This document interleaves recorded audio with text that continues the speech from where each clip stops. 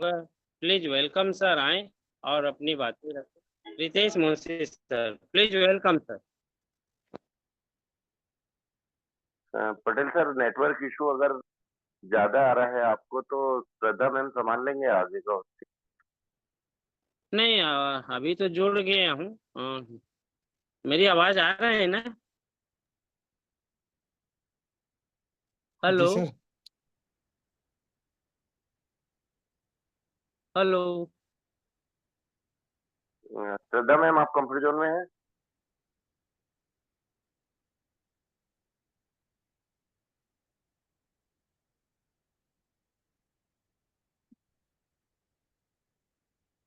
Sir Bhaskar sir को दे दीजिए। Yes sir, नहीं यस यस। भास्कर सर, आप कंफर्ट जोन में हैं तो आप आगे का होस्टिंग संभालिए सर।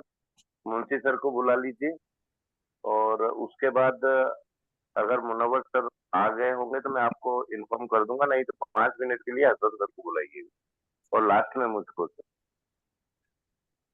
जी गुरु जी। वाह, great great welcome, welcome, most welcome. Great great great. बहुत ही जबरदस्त। और गुरुकुल को प्रणाम करता हूं और ज्यादा औपचारिकता ना रखते हुए इस मंच पर उपस्थित सभी मात शक्ति और पुरुष शक्ति को प्रणाम करती हो। केडी प्रतापन सर और श्रीना मैम को बारंबार प्रणाम साथियों। अभी जो होस्टिंग का पार्ट हमारे राम लखन सर कर रहे थे और विश्व विजेता विश्वजीत सर जैसे ही पैनल पर आए बहुत ही खूबसूरती के साथ हमारे सामने उन बातों को रखा साथियों कि हमने सुना कि हमें खुशी होना चाहिए। तो ज्यादा बाड़ी को आगे ना बढ़ाते हुए मैं आप सभी को इंदौर की तरफ ले चलता हूं और हमारे इंदौरी साहब रितेश मुंशी सर इस मंच पर गुरुकुल में विराजमान हैं। मैं अपडेट के लिए, जबरदस्त अपडेट हम सभी को मिलने वाला है, तो हम अपडेट के लिए बिल्कुल तत्पर और पैनल पर बने रहें और सुनने का अधिक प्रयास करें, एक एक बारीकी से प्रयास करें। तो इन्हीं शब्दों के साथ मैं इस गुरुकुल में आगे की बाड़ी रखने के लिए हमारे जबरदस्त हाईरिचेन हमारे रितेश मुंशी सर इस पैनल पर विराजमान हैं। मैं आपको वेलकम करता हूं सर। रितेश मुंशी सर, आप पैनल पर आए, गुरुकुल में आए और हम सभी को अपडेट के माध्यम से अपनी बाड़ी को प्रफुल्लित करें। Welcome sir, welcome, most welcome welcome sir, sir, most welcome welcome. Welcome sir, welcome Ritesh sir, welcome है sir. Welcome welcome. Most welcome sir, most welcome. Thank you all of you. चलिए, आज का निशात सत्र जो है उसको प्रारंभ हम करते हैं। सबसे पहले तो रामलखन पटेल सर, आपको बहुत बहुत धन्यवाद। आपने आज होस्टिंग का पार्ट संभाला और काफी हद तक आप उसको ले जा रहे थे, लेकिन थोड़ा सा प्रॉब्लम आ गया नेटवर्क का। खैर कोई बात नहीं, यही हमारा अर्निंग ईगल की ताकत है, हमारे गुरुकुल की ताकत है कि कोई ना कोई संभाल लेता है चीजों को। और विश्वजीत सर ने भी आपको काफी अच्छे से सब सारी बातों को क्लियर कर दिया है। आप समझ गए होंगे कि आज का दिन कितना इम्पोर्टेंट है, क्योंकि ये सब बातों को बताना हमारा दायित्व भी है और हम प्रतिबद्ध हैं। हम आपको बार बार ये चीज बताते हैं कि हम लोग प्रतिबद्ध हैं। सारा डाटा, सारा रॉ इन्फॉर्मेशन हमारे पास में था, लेकिन जब तक उसको हमने कंफर्म नहीं किया हम लोग कुछ भी नहीं बता सकते थे। इसलिए मैं क्षमा चाहूंगा कि ये थोड़ा सा लेट रखा है हमने। कल रख देना था हमको, लेकिन थोड़ा सा और इन्फॉर्मेशन कुछ आने की थी, तो इसके कारण से हम लोग रुके हुए थे। और अब जब वो इन्फॉर्मेशन मिल गई है तो उसको प्रतिपादित करना ये कर्तव्य है हमारा। चलिए, सबसे पहले तो मैं माता रानी का शुक्रिया अदा करना चाहूंगा। या देवी सर्वभूतेषु मातृ रूपेण संस्थिता, नमस्तस्ते नमस्तस्ते नमस्तस्ते नमो नमः। मैं अपनी और सभी हरिचेन की तरफ से पग पग पर होने वाली गलतियों के लिए माता रानी जगदम्बा से मैं क्षमा चाहूंगा। संस्था के प्रमुख हमारे केडी प्रतापन सर और श्रीना मैडम को भी चरण वंदन है, बार बार प्रणाम है उन्हें। और इसी प्रकार से आज जितने भी पार्टिसिपेंट्स यहाँ पर बने, 114 पार्टिसिपेंट्स अभी तक आ चुके हैं। और अभी भी जिन लोगों को आप बोल सकते हो फोन लगा के बता दीजिए, क्योंकि ये हो सकता है कि बाद में आप लोगों को कुछ समझ में नहीं आए, क्योंकि अभी मैंने स्टार्ट नहीं किया है। मैं एकदम स्टार्टिंग से एक एक चीज बताऊंगा आपको, बहुत धीरे धीरे बोलूंगा। मुझे थोड़ा सा वक्त दीजिएगा बीच में, 10-20 सेकंड का जो भी वक्त रहेगा। वैसे तो मैं कोशिश करूंगा कि कहीं पर पॉज ना आए, लेकिन थोड़ा मुझे समय दी आप दें। और जितने भी लोगों को आप बता सकते हैं अभी आप बता दीजिए और पैनल पर इनवाइट कीजिए। चलिए मैं स्टार्ट करता हूँ। तो ये जो हमारा केस है, जो बहुत ही चर्चित केस है, थोड़ा सा इसके विषय में थोड़ा सा फ्लैशबैक में देख लेते हैं। ये रिटायर्ड पुलिसकर्मी जो वॉल्सन है, इनके द्वारा एक एफआईआर दर्ज की गई थी त्रिशूर के सेशन कोर्ट में उस एफआईआर का नंबर में आप देख लीजिए, दिमाग में फिट कर लीजिए, बस यही वो नंबर है 1070/2023 2023 के अंदर ये विल्सन साहब ने पहला जो ये कंप्लेंट था, एफआईआर था, ये किया था उन्होंने। ठीक है। और फिर उसके बाद में वो पूरा कंप्लेंट को एक केस नंबर दिया गया उस वक्त में, और वो पूरा केस चला। तो बहुत ही हमारा चर्चित केस जो था 358, मैं इसको 358 में मैं कहता हूँ, और जो सामने वाली पार्टी का जो केस था वो 359 था। तो आप लास्ट की जो 3 डिजिट है उसको दिमाग में रखिए, 358। तो ये जो हमारा केस था, ये हमने 21 जून को ये जो है एक सेशन कोर्ट में जो है इसका एक एक हमको एक एक एक बार हम जीत चुके हैं, हाई कोर्ट से जीते हुए हैं हम लोग। और 358 जो है ये सेशन कोर्ट से अभी हम जीते थे कुछ 28 जनवरी को, और 31 तक वो ऑर्डर आया था, और फिर वो किस प्रकार से मैंने सब सारी चीजें आपको बताई थी। तो ये जो 358 वाला केस था, अब ये तब्दील हो गया है 477 में, 477 केस नंबर। ये क्या हुआ है कि ये सेशन कोर्ट से ये कंटेस्टेड अलाउड हुआ था, दोनों तरफ से हुआ था। तो हम हमारे वकील जो है उन्होंने क्या किया था कि एक अपील की थी, हमने हाई कोर्ट में अपील की थी, तो हमको एक स्टे मिल गया था। फिर उसके बाद में हमने दूसरी बार फिर से हमको एक बहुत स्ट्रॉन्ग स्टे मिला था, उसके बारे में मैं सब कुछ चीजें आपको मैं बता चुका हूँ। ठीक है। तो अब इसके फिर क्या हुआ था कि 5 मार्च को 5 मार्च को हमने केस फाइल किया था हाई कोर्ट के अंदर। तो ये एक जो स्पेशल कोर्ट होती है, यहाँ पर हमने ये चीज को हमने फाइल किया था। और फिर उसका जो रजिस्ट्रेशन हुआ था इसी केस का, जिसका कि नाम मैं आपको बता रहा हूँ कि 477 मिला, और ये 477 नाम मिलने के पहले की भी बात बता रहा हूँ कि कब फाइल हुआ और कब रजिस्ट्रेशन हुआ उसका। तो ये 5 मार्च को जो हमने केस फाइल किया था, ये 358 वाला, इसको 10 मार्च को इसका रजिस्ट्रेशन हो गया। और साहब हमको मतलब एक तरीके से दाखिला मिल गया। तो ये हमारे लिए अभी जो विश्वजीत सर बता रहे थे कि रजिस्टर भी होना, ये बहुत बड़ी बात थी। और देखिए कितना फटाफट प्रोसेस हो रहा है। आपको लग रहा है कि यार बहुत टाइम जा रहा है, बहुत डेट्स आगे बढ़ रही है, लेकिन आप देखिए 5 तारीख को हमने फाइल किया और 10 मार्च को हमको जो है वो रजिस्ट्रेशन हमारा हुआ, और फिर अगले गुरुवार तक के लिए हमको स्टे मिला था, जैसे कि आपको पता ही। और हमारा यह केस जो था ये रेगुलर कोर्ट में सिंगल बेंच तक आ गया हमारा कोर्स। रजिस्ट्रार साहब इसको लेकर गए थे, 3 से 4 दिन लगते हैं इसको ले जाने में। तो ये सब प्रोसेसेस है, मैं आपको बता रहा हूँ कि कैसे क्या हुआ। तो फिर हम ये सिंगल बेंच में हमारा जो रेगुलर कोर्ट के अंदर ये केस चला गया, और हमें 20 मार्च की जो हियरिंग मिली थी, तो उसके विषय में अब मैं आपको कुछ बातें बताऊंगा। तो मैं एक एक चीज आज आपको बताऊंगा, कोई कंफ्यूजन आपको किसी भी प्रकार का नहीं रहेगा।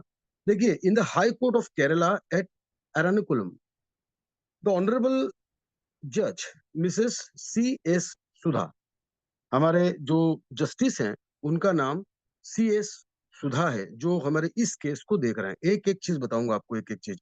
थर्सडे 20 डे ऑफ मार्च, 20 मार्च 2025 को एक जो केस, एक जो हियरिंग थी हमारी, ये जो हियरिंग थी हमारी, इसके विषय में मैं आपको बता रहा हूँ। वहाँ एक्चुअल में कोर्ट रूम में क्या हुआ उसके बारे में बता रहा हूँ। CRL.A नंबर 477 ऑफ 2025 के अंदर हमारे केस का नंबर है 477, दिमाग में रखिएगा आप।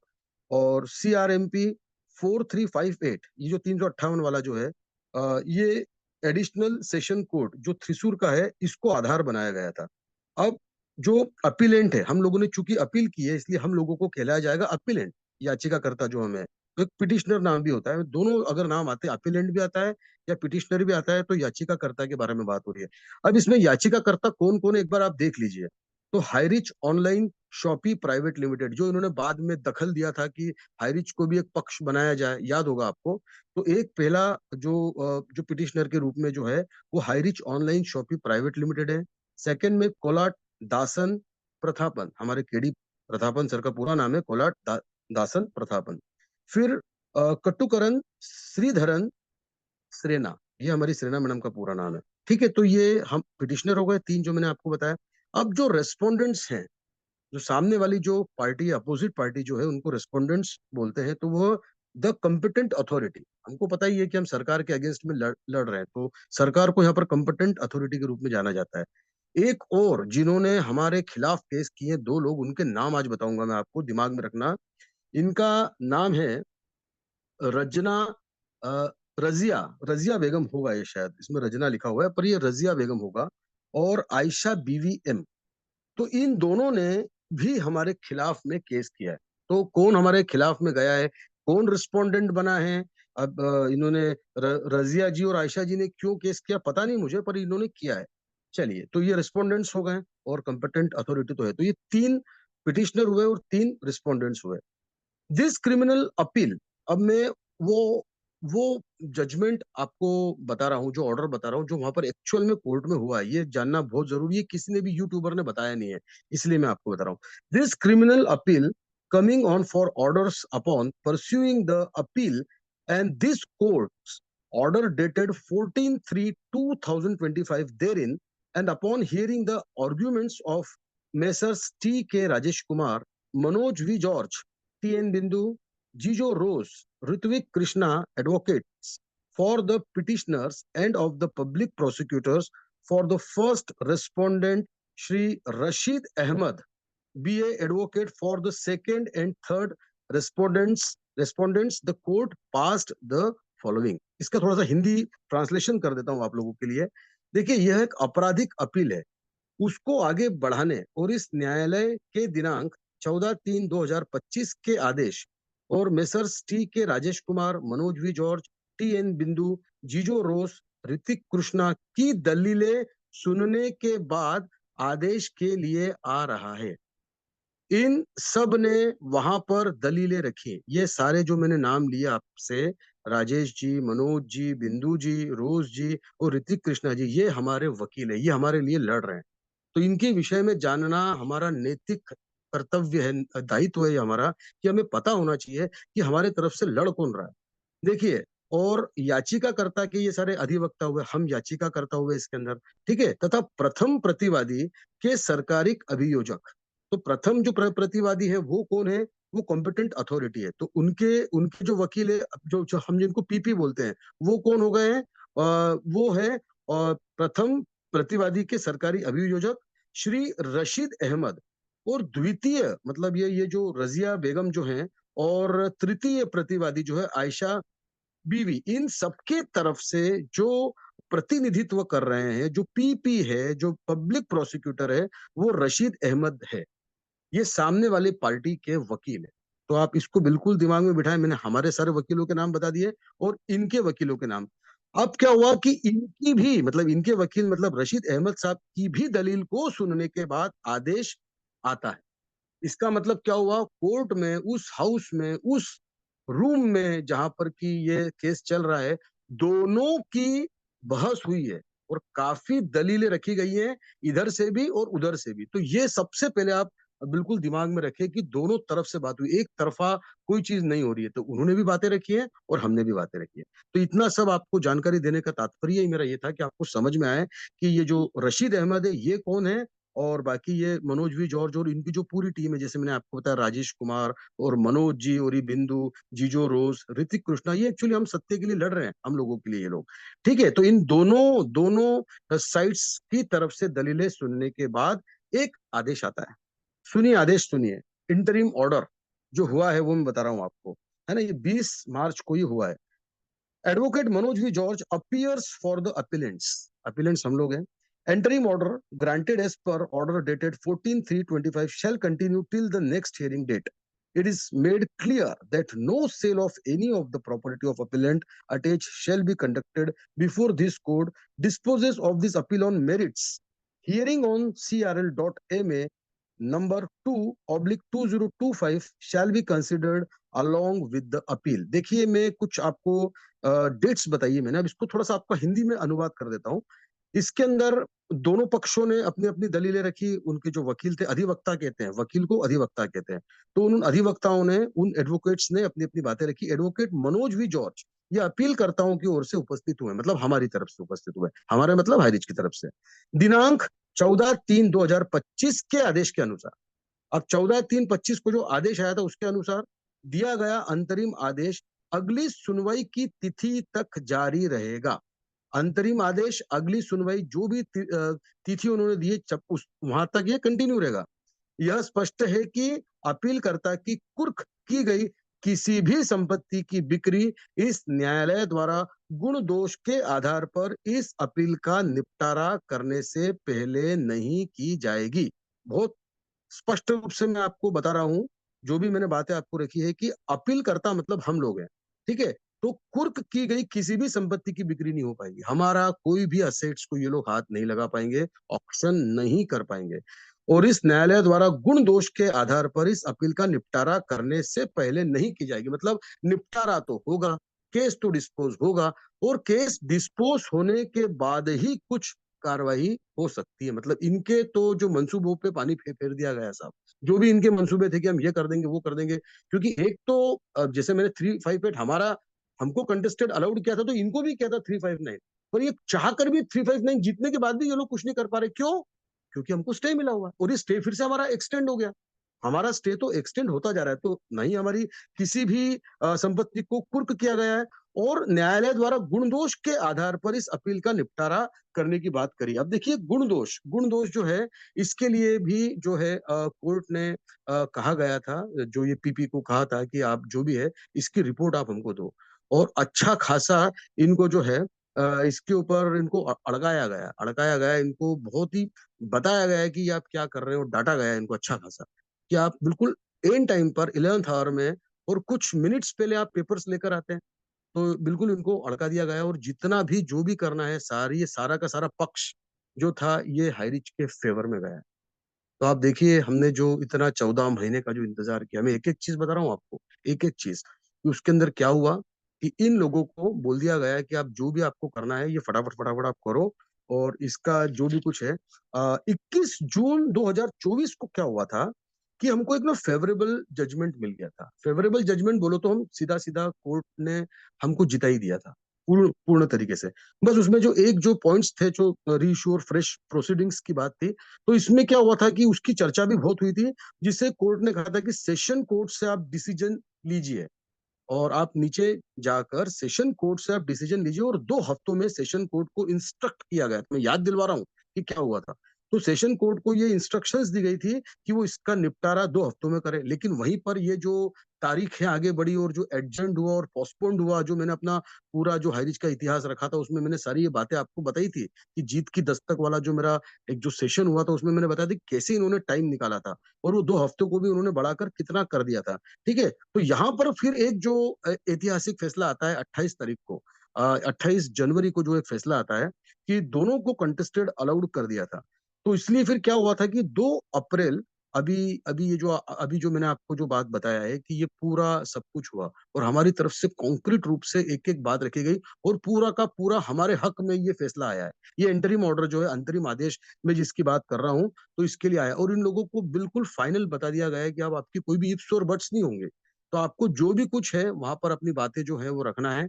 तो थोड़ा हमारे वकीलों को भी टाइम मिला इसके लिए थोड़ा सा, क्योंकि केस तैयार करना रहता है, एक एक पॉइंट्स के खेल रहते हैं ये पूरे, तो हम लोगों को भी टाइम मिला। तो ये हमको अभी ये जो भी टाइम मिला है, तो 28 तारीख का एक फैसला हमारा और आएगा। तो ये जो भी डेट एक्सटेंड हुई है, बहुत ज्यादा डेट नहीं है, ये कुछ 8-10 दिन की बात हो रही है, और आज देखिए 22 तो वैसे ही हो गई, एक एक 10 दिन की बात हो रहा है।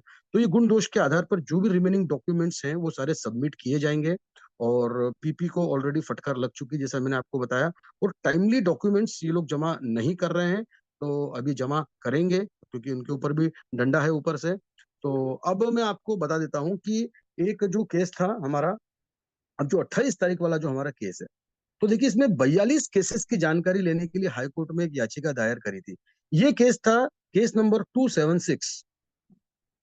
कितने केसेस में कंपनी की सीईओ श्रेणा मैडम को इंक्लूड किया गया है, इसके बारे में जानकारी लेने के लिए हाई कोर्ट में याचिका दायर की थी, और उसमें हमें एक इंटरिम ऑर्डर भी मिला था, और पब्लिक प्रोसिक्यूटर को ये बताया गया था कि इसमें जो 42 केसेस जो हैं, इसका पूरा जो डिटेल है वो आपको 28 मार्च को देना है। मतलब अभी पीपी 28 मार्च को पूरा ब्यौरा देगा इसका, और अभियोजक को ये जो रिट याचिका है, जो रिट पिटिशन हम जिसको कहते हैं, में उल्लेखित जितने भी अपराध होंगे, ये मतलब ये जो डीजीपी को जो डिप्टी जनरल पुलिस को जो थ्रिसूर के अंदर इनको बोला गया था कि सारे के सारे जिलों के जितने भी केसेस हाईरिच के अगेंस्ट में आप उसको कलेक्ट करो, और उसके बारे में पब्लिक प्रोसिक्यूटर को बताया गया था कि आप जो है इसकी पूरी डिटेल्स देंगे। तो अब ये जो है 28 को जो सबसे पहले अपकमिंग जो 28 मार्च आ रहा है, 28 मार्च को, ये भी केस हमारे लिए बहुत इंपॉर्टेंट है। तो ये 42 के 42 जो हैं, ये जो केसेस हैं 42 हैं, या जो भी अभी उसमें जो भी प्लस माइनस हुआ होगा, तो ये यहाँ पर 1/28 को जो है ये लोग जानकारी देंगे। तो ये एक केस अभी हमारे सामने हमको दिख रहा है। और उसके बाद में अगर बात करी जाए तो एक केस और था, case number CRL MP oblique 01009998/2025। ये केस 11/2/2025 को चालू होकर 15/2/2025 को समाप्त हो गया था। ये केस एक्चुअली डिस्पोज हुआ था। अब क्या हो रहा है कि बहुत सारे हमारे जो भाई बहन हैं, हाई रिचन मेरे भाई बहन, वो यूट्यूबर्स की बातों में आ गए, किन्हीं की बातों में आ गए, और पता नहीं इन्होंने क्या किया, और हाई रिच के अगेंस्ट में जो 35 लोग थे वो अचानक से 61 लोग हो गए, और इन लोगों ने केस कर दिया कंपनी के अगेंस्ट में, हाई रिच के अगेंस्ट में इन्होंने केस किया है। कैसा, पता नहीं इनका मन कैसा माना होगा। लेकिन हुआ क्या, माता रानी ने क्या किया, और हमारी जो लीगल टीम, जो एक्सपर्ट टीम है, इसने क्या किया कि 4 दिन में इस केस को डिस्पोज करवा दिया। और श्रेणा मैडम जो पिटिशनर थी, इनके हक में ये फैसला चला गया। और कोर्ट कहता है कि हाई रिच ही आपको सारा रुपया आपका देगी। मतलब अब हम कोर्ट केस भी नहीं कर सकते इसके अंदर। अगर हम करना भी चाहेंगे तो भी कोर्ट यही कहेगा कि सीधे हाई रिच आपको पैसा देगा। इसका अर्थ क्या होता है कि जो भी लोग आपको धमकी दे रहे हैं, मैं बिल्कुल आपको ये बात बता रहा हूँ, 133 पार्टिसिपेंट्स अभी यहाँ पर हैं। जो भी लोग आपको कह रहे हैं कि साहब हम आपके खिलाफ केस कर देंगे, उनको बोलो करिए आप सर केस। देखो ये इन लोगों ने केस किया था तो क्या हुआ, ये सब हार गए, और हाईरिच पैसा देगा। हाईरिच पैसा देगा इसका मतलब हाईरिच आएगा, हाईरिच आएगा, हाईरिच पैसा देगा इसका मतलब हाईरिच आएगा। तो अभी हमारे लिए कुछ डेट्स बहुत इंपॉर्टेंट है। एक है हमारी अभी 28, आज 22 है, तो 28 को हमारा ये जो 42 जो जो मामले हैं हमारे, ये जो डीजीपी वाले जो रिट पिटीशन के अंदर बताया गया है, ये भी एक अंतरिम आदेश था। जितने भी अंतरिम आदेश आ रहे हैं वो सब में हमको स्टे मिलता जा रहा है, हमको स्टे मिलता जा रहा है। वो स्टे इसीलिए मिल रहा है क्योंकि हमारे कंपनी ने कुछ भी गलत नहीं किया है, and we are absolutely correct at every point. हम हर पॉइंट पर बिल्कुल करेक्ट है। एक और एक है कि एक फैसला हमारा, ये जो अभी जो बर्ड्स का है, ये तो 2 को आ जाएगा, और इसके पहले 28 को फिर एक है फैसला, और फिर हमारा 3 तारीख को भी कुछ फैसले हैं। सिर्फ 1 मिनट का पॉज लूंगा मैं।